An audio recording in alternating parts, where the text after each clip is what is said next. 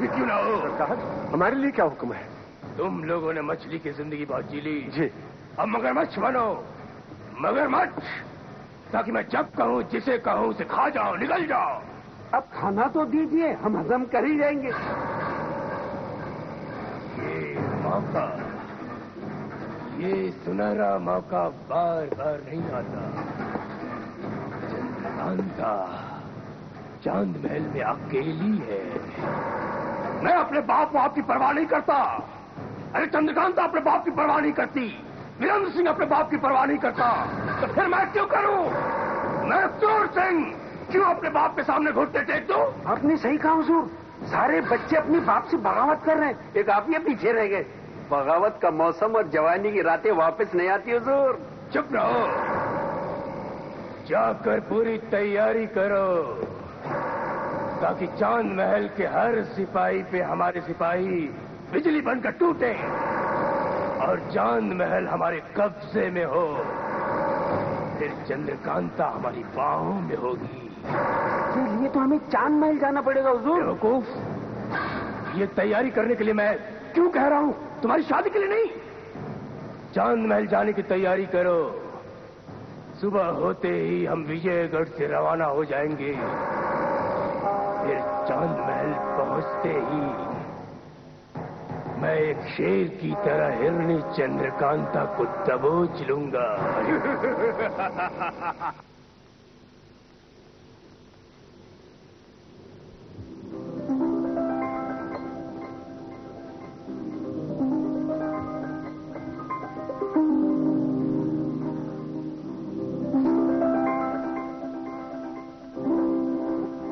राजकुमारी जी, आंसुओं से भाग्य का लिखा बदल थोड़ी जाएगा। आपने 2 दिन से कुछ खाया भी नहीं है। की इच्छा है, उसे ना भूख है ना प्यास। मुझे मेरी याद है महारानी माँ ने क्या कहा था? कभी उदास नहीं होना, निराश नहीं होना। थोड़ी होते हैं। हमारे लिए सब दिन एक जैसे हैं। विजयगढ़ में भी हम बंदी थे और अब यहाँ भी बंदी है। अब पता नहीं वो चपला और चांदनी भी कहाँ गुम हो गई। कम से कम उनके जरिए हम अपने कुंवर को पैगाम तो पहुंचा सकते थे। महारानी माँ ने चांदनी और चपला को किसी काम से दूर भेजा है। जैसे वो विजयगढ़ आ जाएंगी और उन्हें पता चलेगा कि आप यहाँ हैं, वो दौड़ी चली आएंगी। हमारा जीवन भी तो आपके बिना अधूरा है। राजकुमारी जी की जय हो। दीवान कुपत सिंह पधारे हैं और आपसे मिलना चाहते हैं। उनको आदर के साथ अंदर ले आओ। जो हुकुम।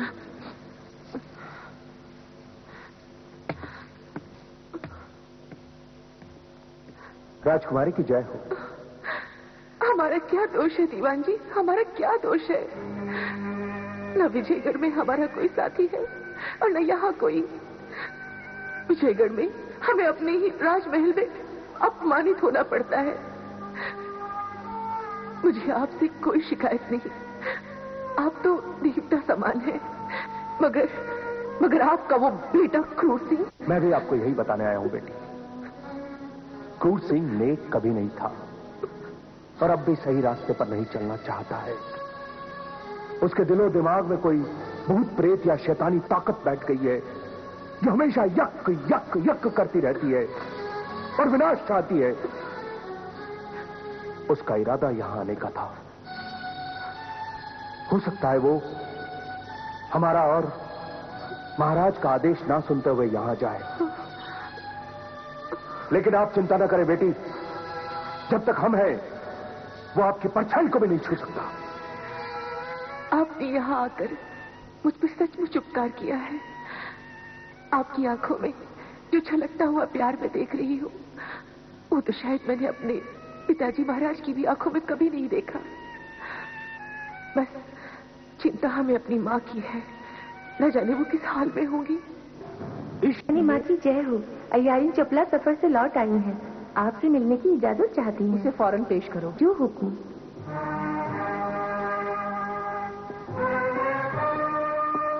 महारानी माँ की जय हो। आओ चपला आओ। 3 महीने से मैं तुम्हारी राह देख रही हूँ। इन 3 महीनों में क्या कुछ नहीं हो गया। सिर्फ जंग नहीं हुई, आज भी इस जंग को तुम रोक सकती हो। सबसे पहले ये कहकर हमारे दिल को राहत पहुंचाओ कि तुम कामयाब लौटी हो। कामयाब लौटी हूँ रानी माँ। अतीत के अंधेरे सीने में से सच्चाई की रोशनी निकाल लाई हूँ मैं। मतलब हम ये समझ लें कि तुमने हमारे बेटे शक्ति सिंह के असली कातिल का नाम मालूम कर लिया है, वो सारे सबूत और गवाह इकट्ठा कर लिए हैं जिससे ये साबित हो सके कि वीरेंद्र विक्रम निर्दोष है। सब कराई हूँ रानी माँ, सब कराई हूँ मैं। 7 रोज की थी जब से आपके छत्र छाया में आई हूँ। वैसे ही पली बड़ी हूँ जैसे युवराज शक्ति सिंह और राजकुमारी चंद्रकांता। युवराज शक्ति सिंह हमारे भाई जैसे थे। एक अय्यारिन अपने युवराज के कातिलों का नहीं, बल्कि एक बहन अपने भाई के कातिलों का भेद मालूम कर लाई है। रानी माँ, कुंवर वीरेंद्र विक्रम को तो ये मालूम ही नहीं है कि ये सब कैसे हुआ और क्यों हुआ। मुझे पूरा यकीन था तुम कामयाब लौटोगी। रानी माँ, सबूतों के अलावा एक खास गवाह जो मैं महाराज के सामने पेश करने वाली हूँ, उसका नाम है निहाल सिंह। चंद अशर्फियों के खातिर उसने अपना जमीर बेच दिया था। कुछ अशर्फिया देकर मैंने उसे खरीद लिया है और अपना बंदी बना लिया है। महाराज के सामने वो अपना सच कबूल करेगा।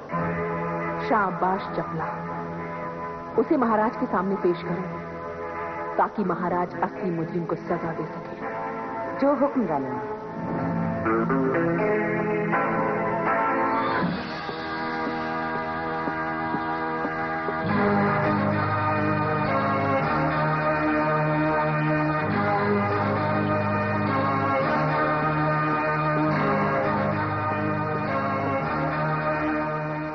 महाराज की जय हो। जानकी अमान, इजाजत हो तो उस कैदी को पेश करूं जिसे मैं नौगढ़ से साथ लाई हूं। इजाजत है। चौबदार, कैदी को लाया जाए। जो हुक्म।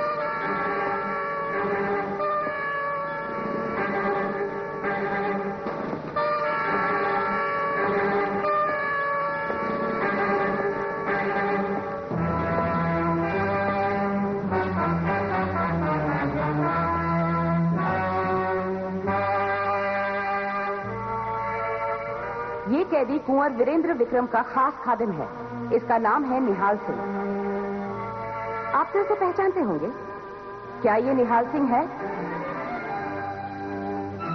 बेशक ये वही है, मगर इसने ऐसा क्या किया है जो आप इसे कैदी बनाकर ले आए? ये गद्दार है महाराज। इसने कुंवर वीरेंद्र विक्रम के साथ गद्दारी की है। कुंवर वीरेंद्र विक्रम का वो खंजर जो हमारे युवराज शक्ति सिंह के सीने में पाया गया था, वो इसी ने चुराकर 500 अशर्फी में बेचा। और खरीदार कौन था? क्रूर सिंह का खास अय्यार अहमद। अहमद ने वो खंजर क्रूर सिंह को दिया और क्रूर सिंह के जरिए वो खंजर उसके भाई जालिम सिंह तक पहुंचा और जालिम सिंह ने शिकार पर गए हुए हमारे युवराज शक्ति सिंह का खून किया और इल्जाम वीरेंद्र विक्रम पर रखा। सिंह, क्या ये सच है? क्या तुमने ये जंग का बीज बोया? हुजूर, मुझसे गलती हो गई, मुझे माफ कर दें। इसने जंग का बीज नहीं बोया। इसने तो सिर्फ 500 अशर्फियों के लालच में वो खंजर चुराया और दुश्मनों को बेचा। गुनाह इसने जरूर किया, मगर इसे सजा नौगढ़ वाले देंगे। लेकिन हमारे घर में जो दुश्मन है, उसे सजा कौन देगा? उसका फैसला भी अभी हुआ जाता है। क्रूर सिंह और अहमद को हमारे सामने पेश किया जाए।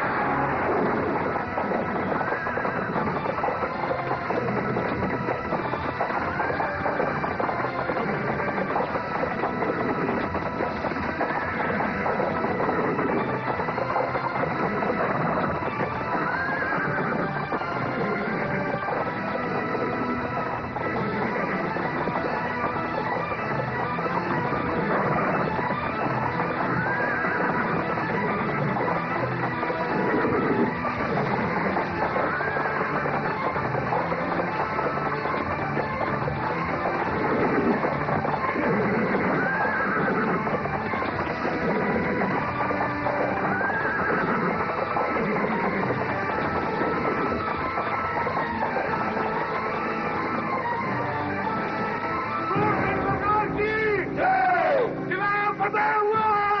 क्रूर सिंह सरकार की जय। चरण स्पर्श चरण धूलि पिताजी। तुम? हाँ पिताजी, मैं जानता था आप यहाँ अकेले होंगे, इसीलिए आपकी तन्हाई दूर करने के लिए मैं यहाँ आ गया। नहीं, हम यहाँ अकेले नहीं हैं। तुम तो तुम्हारे सिपाहियों के साथ आए होगे, लेकिन मेरे साथ मेरा ईश्वर है। हाँ, ईश्वर तो हर जगह हर वक्त हर इंसान के साथ मौजूद है।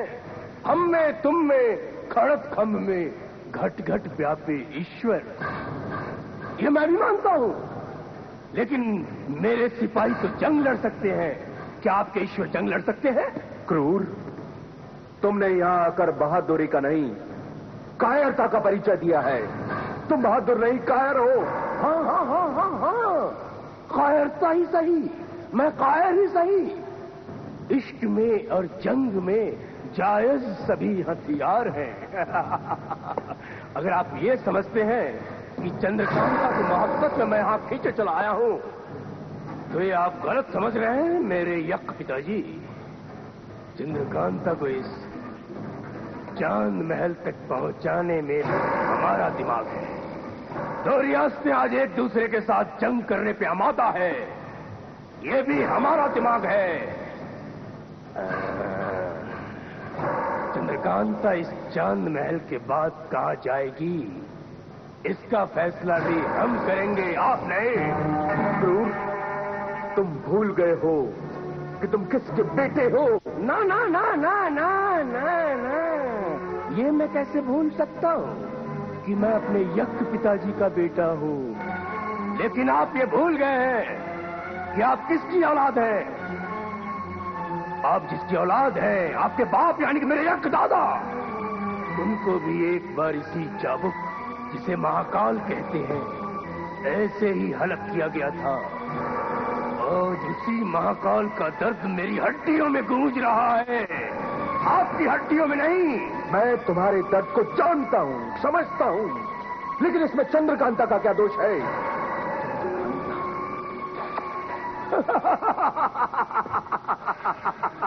मेरी यक्कू चंद्रकांता, मेरी यक पिताजी। चंद्रकांता इस बिछी हुई शतरंज की बिसात में एक मोहरा है, जिसे रानी कहते हैं।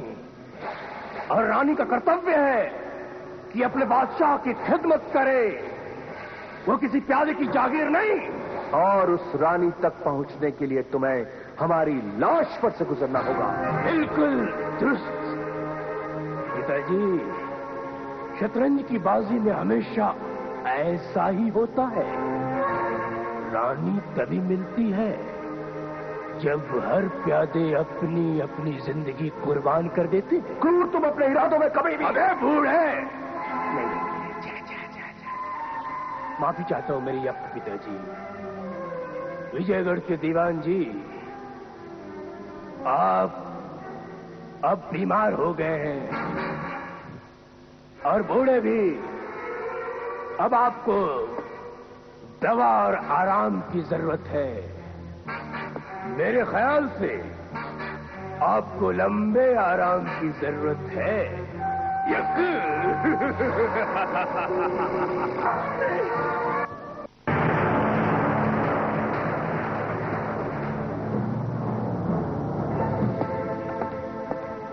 महाराज की जय हो।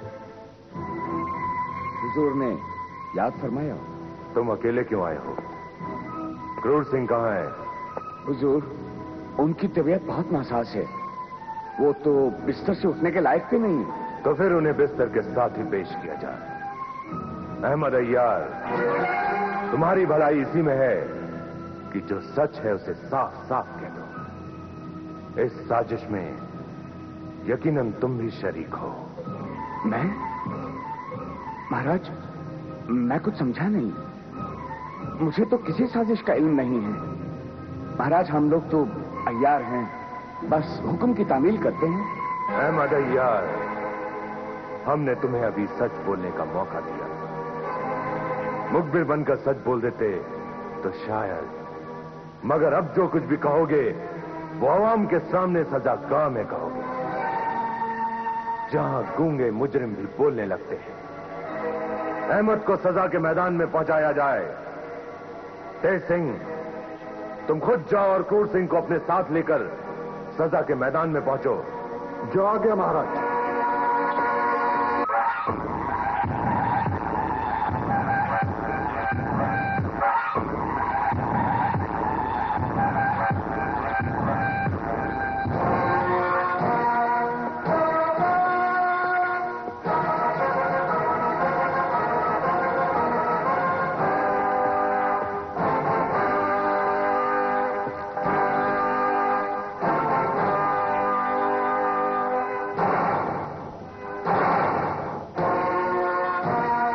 शुरू हो। महाराज की जय हो।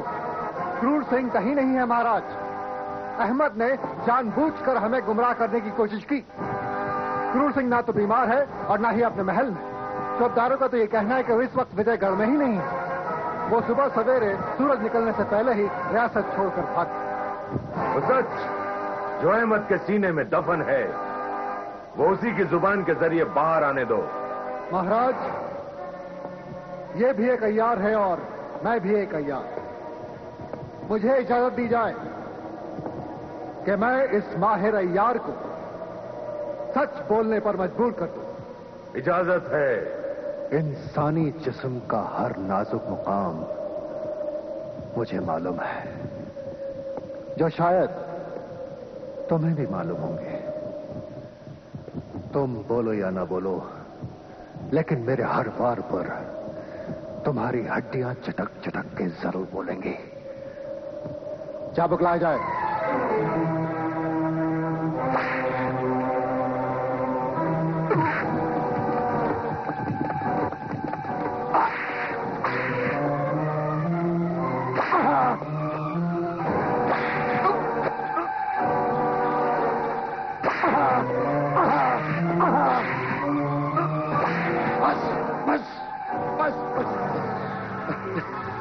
बताता हूं महाराज, बताता हूं। क्रूर सिंह के कहने पर ही जालिम सिंह ने युवराज शक्ति सिंह की हत्या की थी। तो फिर तुम ये भी जानते होगे कि नौगढ़ के दीवान और महाराज सुरेंद्र सिंह के छोटे भाई उदय सिंह की हत्या किसने की? मुझे माफ कर दे महाराज, माफ कर दे मुझे। हमारे दीवान कुपत सिंह जी जाने वाले थे उदय सिंह जी से मिलने के लिए, लेकिन क्रूर सिंह के कहने पर मैंने उनके घोड़े को नशीली दवाई खिला दी और कुपत सिंह जी मिलने नहीं जा सके। तो फिर कुपत सिंह की जगह कौन गया? महाराज, मैं मुखबिर और सरकारी गवाह बनने को तैयार हूं। वो नाजिम ही था जो उदय सिंह जी से मिलने उनके खेमे में गया और उसी के हाथों उदय सिंह जी का कत्ल किया।